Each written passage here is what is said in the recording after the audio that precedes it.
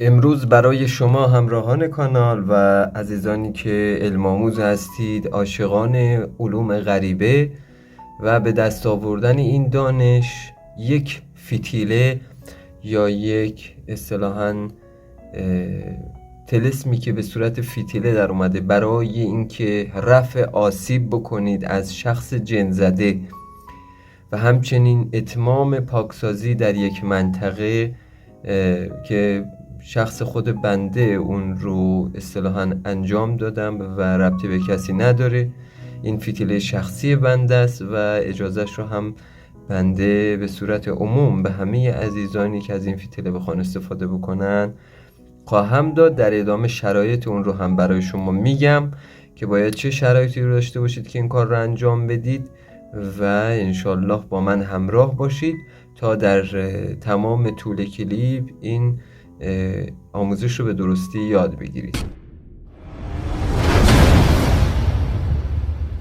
با درود و عرض ادب و با نام و یاد دادار پایدار ایزد پاک، امیدوارم در هر کجایی از گیتی که هستید به دور از کجی و کاستی و مریضی باشید، همواره تندرست. و یک مطلب رو بارهای بار برای شما تکرار کردم، اگر میخواهید که در زندگیتون برکت نور خداوند باشه و انشالله بهره مند بشید از اون، به بزرگترها و به مادر و پدر و عزیزانتون خدمت بکنید و احترام اونها رو نگه دارید.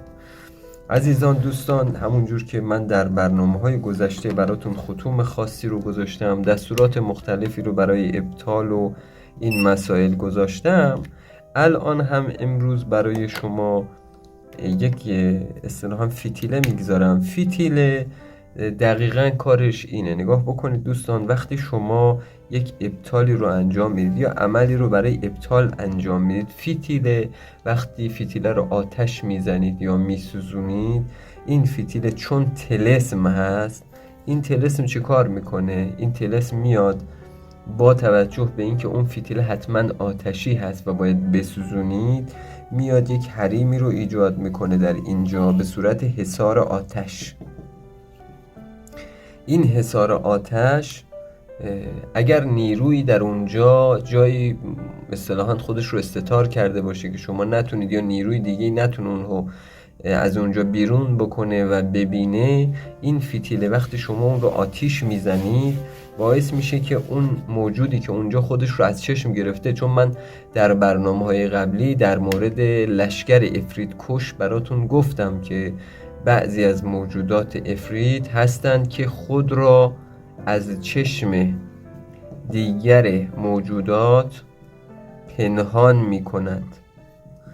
یعنی اینها میان چی کار میکنن؟ زمانی که مثلا بر فرض مثال شما میخواید عملیاتی رو انجام بدید یا بعضی نیروها رو دعوت میکنید، حالا چه جنی چه پری چه ملائکه، وقتی میان اونجا این نوعی از افریت ها هستن که خودشون پنهان میکنن و اون موجود نمیتونه دسترسی داشته باشه و اصطلاحاً عمل رو به درستی انجام بده. خب یا باید از لشکر افریت کش دعوت بکنید که بیاد با اونها رو ببینه و شکار بکنه، یا این که مثلا یکی از راهاش همین فتیله هست. این فتیله عرض کردم وقتی که شما آتش میزنید این رو، این میاد یک حصار آتش درست میکنه، یک دوار، یک انرژی دور زدنده آتشی درست میکنه و هی شروع میکنه به کوچک شدن تا اینکه اون موجودات رو گیر بندازه در فضای اون جایی که شما دارید عمل انجام میدید. پس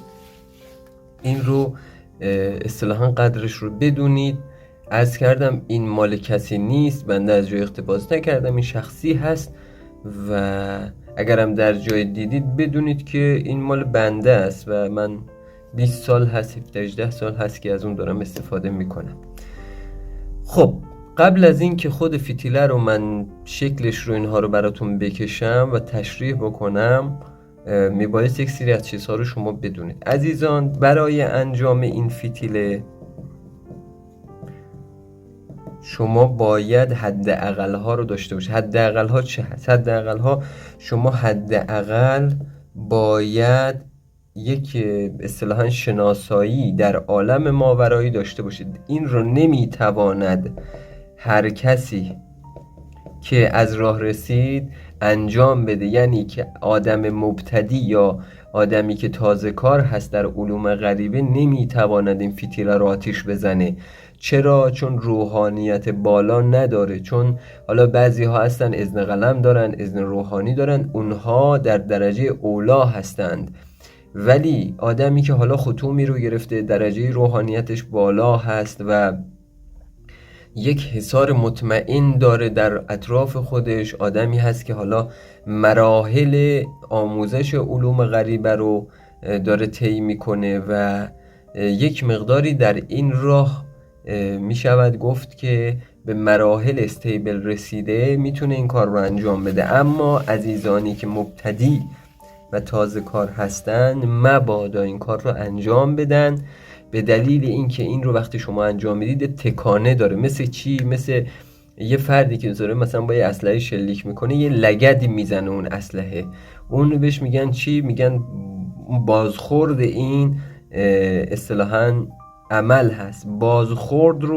بازخورد عمل رو باید طرف بتواند که چیکار بکنه؟ هندل بکنه یا بتواند اون رو هضم بکنه. پس بسیار بسیار مهمه، این رو هر کسی نمیتونه دست بهش بزنه و از من این توصیه برای شما بماند. خب حالا بهتون شرایطش رو میگم. قبل از این که بریم سراغ شرایط و شکل فتیله، تا اینجایی که با من همراه شدید و سپاسگزارم از همراهی شما عزیزان. لطف بکنید برای اینکه کانال هم دیده بشه و یک انرژی هم به ما منتقل بشه از سمت شما و بدونیم بازخورد این رو بگیریم که آیا برنامه ها و کانال ما به درد شما میخوره. زحمت بکشید 2 یا حالا چند کامنت انگلیسی برای ما بگذارید عزیزان و حتما لایک رو زحمت بکشید بزنید. عزیزانی هم که در کانال سابسکرایب نکردن سابسکرایب بکنن و حتما عزیزان این گزینه زنگوله کانال رو بزنید. این زنگوله‌ای که در کانال هست خیلی خیلی برای کانال مهمه و برای خودتون. به محض اینکه ما لایو های پرسش و پاسخ گذاشتیم یا لایو های دعا گذاشتیم و حالا برنامه های آموزشی دیگر، در اولین فرصت یوتیوب به شما این اصطلاحاً خبر رو میده و نوتیفیکیشنش میاد و شما میتونید به کانال سر بزنید. عزیزانی هم که در داخل میتونن به ما کمک کنن از طریق شماره کارتی که در کانال تلگرام هست و عزیزانی هم در خارج هستن یکی از راهاش پیپل هست که آدرسش برای تصویر میاد و یکی دیگر از گزینه‌اش گزینه سوپر تانکس هست که میتونن کانال رو حمایت بکنن. سپاسگزارم از حمایت شما عزیزان که این کانالی که هیچ اسپانسری نداره و کانال نوپایی هست رو حمایت میفرمایید تا این آموزش‌ها در دسترس بقیه کسانی که میخوان به راه درست برن و درست یاد بگیرن قرار داده بشه. خب اولا باید بدونید که این فتیله عزیزان باید بر روی چی نوشته بشه. این فتیله رو شما میتونید بر روی 3 رنگ کاغذ بزنید. رنگ کاغذ اول، حالا یه کاغذ A4 رو میتونید، یه تیکه از کاغذ A4 رو، مثلا شما یه کاغذ A4 دارید، این کاغذ A4 هست، این رو میاد 4 قسمت میکنید. یه قسمتش رو یا اگر مثلا ریزتر میتونید بنویسید، یه A4 رو 6 قسمت میکنید و اون رو اصطلاحاً یه تیکش رو انتخاب میکنید برای یک فتیله. شما میتونید بر روی کاغذ یعنی کاغذ سفید بدون خط، زرد بدون خط و حتی عزیزان در بعضی شرایط، در برخی شرایط شما میتونید از قرمز بدون خط به اصطلاح شفاف، بعضی کاغذ ها هستن شما در چاپخانه ها که برید مثل کاغذ کال که اون برش دیده میشه شفافه، از اونم استفاده بکنید. ولی من خودم همیشه بر روی کاغذ سفید استفاده کردم. این رو شما توصیه میکنم که از کاغذ سفید رنگ استفاده بکنید برای اینکه اصطلاحاً این عمل رو انجام بدید. خب حالا باید بدونید که این کاغذ، این اصطلاحاً فتیله رو میخواید بنویسید چه چیز دیگه نیاز هست. شما میتونید از خودکار قرمز برای این اصطلاحاً استفاده بکنید و همچنین خودکار مشکی برای اینکه این رو بنویسید بر روی کاغذ. نیاز به مقداری چی دارید عزیزان؟ روغن. حالا میتونه این روغن کره گاوی باشه یا روغن اصلا زرد باشه چند قطره، یا اینکه میتونه مثلا از روغن زیتون هم استفاده بکنید برای اینکه این رو اصطلاحاً چند قطره روش بریزید. و دیگه چیزهایی که نیاز داره عزیزان، حالا عزیزانی که من براشون پاکسازی کردم و اینها این کاری که من انجام میدم رو میدانند. مقداری نیاز به دانه اسپند دارید و به پوست سیر دارید. پوست سیر همون پوسته‌ای که روی سیر هست رو جدا میکنه. سیر تر باشه یا سیر خشک باشه اون پوستش رو میذارید، نهایتا این مقداری خشک میشه. با دانه اسپند، کاغذی که به این صورت هست اینجا دانه اسپند رو میریزید و اون پوست سیر رو هم اینجا میندازید. بعد کاغذ رو مچاله میکنید، کاغذ رو اینجور جمع میکنید و مچاله میکنید برای اینکه بتونه اصطلاحاً به این صورت کاغذ رو مچاله میکنید که اینجوری میپیچونید که به حالت فتیله داریم. اینجا هم چند قطره روغن روی این میریزید که برای آتش زدن آماده باشه. خب این رو حالا متوجه شدید. من زمان این فتیله رو بهتون بگم. زمان این فتیله قبل از غروب آفتاب عزیزان. حالا من خودم به خاطر اینکه اعمالی رو بعضی موقع شبم انجام میدم اون موقع استفاده میکنم، ولی بهترین حالتش زمان قبل از غروب آفتاب، ما بین غروب آفتاب و اصطلاحاً روز، یعنی زمانی که خورشید داره میره یواش یواش تاریکی پیدا بشه، نه تاریک بشه، میانه قبل از گرگو میشه هوا، اون زمان بهترین زمانش است. حالا من براتون این رو میکشم تا شما بدونید. نگاه بکنید عزیزان، این فتیله رو باید به این صورت بکشید. 1 2 3 از اینجا میارید بالا به این صورت. این شکلی هست که باید بکشید. حتما یادتون باشه دقیق مثل همین بکشید.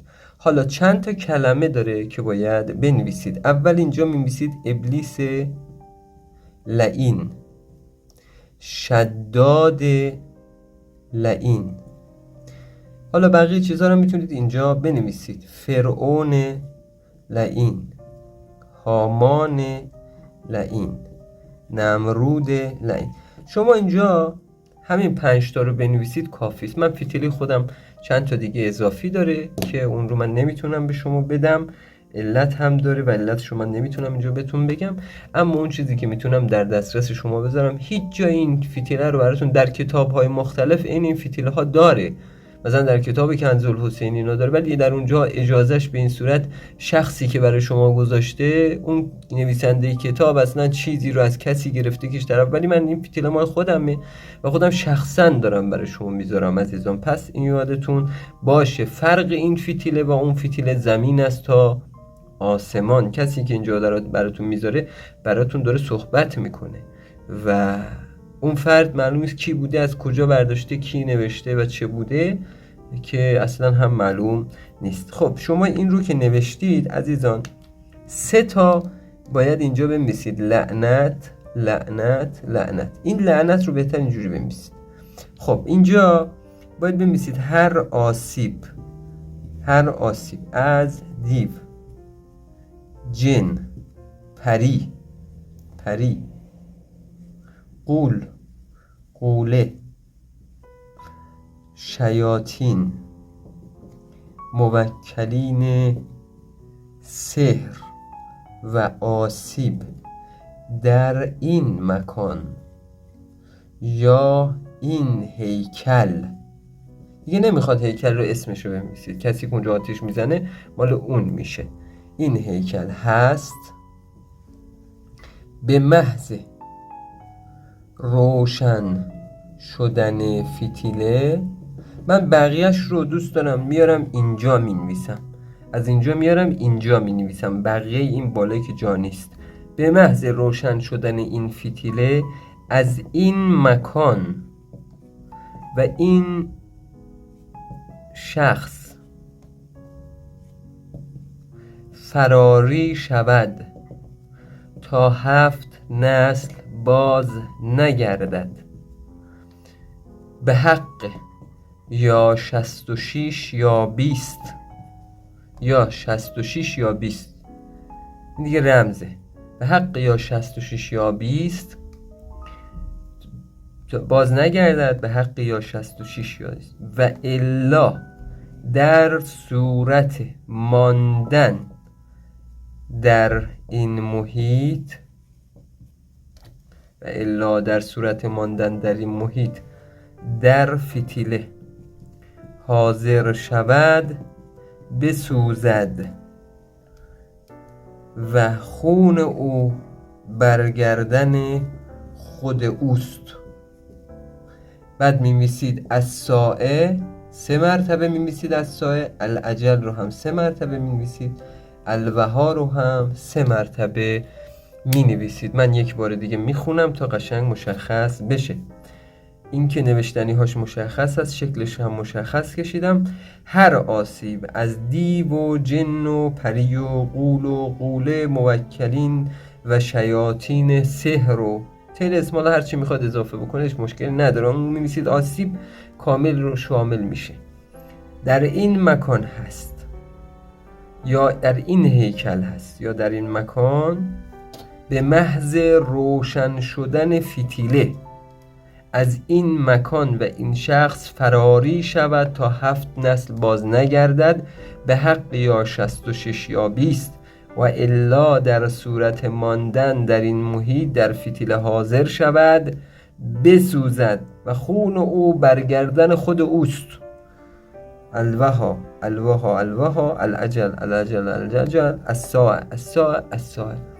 این میشه فتیله‌ای که به اصطلاح شما می نویسید. و عرض کردم که زمانی که میخواد بنویسید حتما و حتما باید دهنتون خالی از هر چیزی باشه و لباس پاک و پاکیزه بپوشید و بستگی داره با اون اندازه. ولی اگر شما جن‌زده داشته باشید که افتاده باشه در اون لحظه داره پرپر میزنه اونها، یه دونه فتیله رو زیر دماغش و بدنش دود بدید، به محض اینکه این رو دود بدید عزیزان مثل برق پا میشینه سر جاش. یه چیزی هم من به شما عزیزان بهتون بگم، این فتیله رو قدر بدونید. این فتیله دارم میگم هر کسی نباید بنویسه، کسی باشه روحانیتش بالاست. از من گفتن هست به شما عزیزان. و مطلب دیگه، اون خاکستری که داخل این کاغذ و اصطلاحاً دانه اسپند و پوست سیرین های خاکستری میشه، خاکستر رو باید ببرید بریزید جلوی دری که اینجا خیابان هست. اینجا دری که دارید باید اینجا بریزید. از اینجا با پای راست باید رد بشید بیرون، بگید من باطل کردم، از روش رد بشید. و از اون ور هم که دارید میاد بگید من باطل کردم و از آن رد شدم. بیاد داخل خونه باز با پای راست. این فتیله رو انشالله قدرش رو میدونید، به دردتون بسیار بسیار میخوره. همون جور که سال هاست حالا لطفی به بنده شده و از اون دارم استفاده میکنم و امروز صلاح دیدم در اختیار شما عزیزان بگذارم. و واقعا گنجی هست که یکی از چیزهایی که شاید هیچ استادی به شاگردش نده، اما بنده کمترین در اختیار شما گذاشتم. این رو هم میتونید برای دیگر عزیزانی هم که نیازمند هست شیر بکنید، کانال رو حمایت بکنید، انشالله که براتون بهره‌مند اصطلاحاً باشه این کلیپ. و ضمناً این رو هم بهتون بگم در ماه برای کسانی که مبتدی هستن غیر عامل هستن نمیتونن بیش از 3 تا از این استفاده بکنن. این رو هم من بهتون بگم که در جریان باشید عزیزان. کانال رو حمایت بکنید، به حمایت شما نیاز داره.